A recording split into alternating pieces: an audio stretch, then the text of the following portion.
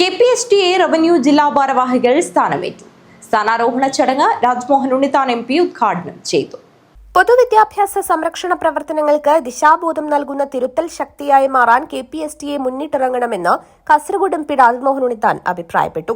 Kasaragod revenue ജില്ലാ ഭാരവാഹികളുടെ സത്യപ്രതിജ്ഞാ ചടങ്ങും പ്രവർത്തന മികവിന് സംസ്ഥാന തലത്തിൽ 2ാം സ്ഥാനം ലഭിച്ചതിന് ഏർപ്പെടുത്തിയ അനുമോദന ചടങ്ങും ഉദ്ഘാടനം ചെയ്ത് സംസാരിക്കുകയായിരുന്നു അദ്ദേഹം. 6 വർഷക്കാലം എല്ലാ പ്രതികളും ജയിലിലായിരുന്നു. 4 പ്രതികൾക്ക് കോടതി ജാമ്യം കൊടുത്തു.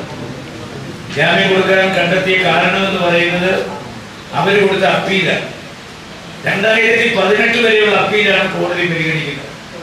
അപ്പൊ ഇപ്പൊ അപ്പീൽ കൊടുത്താൽ ഈ അപ്പീൽ പരിഗണിക്കണമെങ്കിൽ 7 കൊല്ലം കഴിയും. അപ്പൊ ഇപ്പൊ കൊടുക്കുന്ന അപ്പീല് 7 കൊല്ലം കഴിഞ്ഞ് പരിഗണിക്കുമ്പോൾ ഈ പ്രതികൾക്ക് ആകെ വിധിച്ചിരിക്കുന്ന ശിക്ഷ 5 കൊല്ലമാണ്. അപ്പൊ 5 കൊല്ലം കഴിഞ്ഞ് 7 കൊല്ലം കഴിഞ്ഞ് അപ്പീല് പരിഗണിക്കും. അപ്പോ സ്വാഭാവികമായ നീതി പ്രതികൾക്ക് നിഷേധിക്കപ്പെടുമെന്നുള്ളതുകൊണ്ട് കോടതി പെട്ടെന്ന് ഈ കേസെടുക്കുകയും ജാമ്യം കൊടുക്കുകയും ചെയ്തു. ആ ജാമ്യം റദ്ദ് ചെയ്യാനുള്ള നിയമപരമായ നടപടികൾ നമ്മൾ നടത്തിക്കൊണ്ടിരിക്കുകയാണ്. റവന്യൂ ജില്ലാ പ്രസിഡന്റ് KV വാസുദേവൻ നമ്പൂതിരി അധ്യക്ഷത വഹിച്ചു. DCC പ്രസിഡന്റ് PK ഫൈസൽ മുഖ്യപ്രഭാഷണം നടത്തി.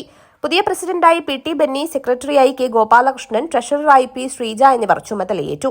DCC general secretary MC Prabhakaran, സംസ്ഥാന വൈസ് പ്രസിഡന്റ് GK ഗിരീഷ്, സംസ്ഥാന എക്സിക്യൂട്ടീവ് കമ്മിറ്റി അംഗങ്ങളായ P Sasidharan, Prashanth Kanathur, Aloysius George, Jomy T Jose, സംസ്ഥാന സമിതി അംഗങ്ങളായ അശോകൻ കോടൂത്ത്, MK പ്രിയ, സ്വപ്ന ജോർജ്, സംസ്ഥാന കൌൺസിലർ P ജലജാക്ഷി എന്നിവർ സംസാരിച്ചു.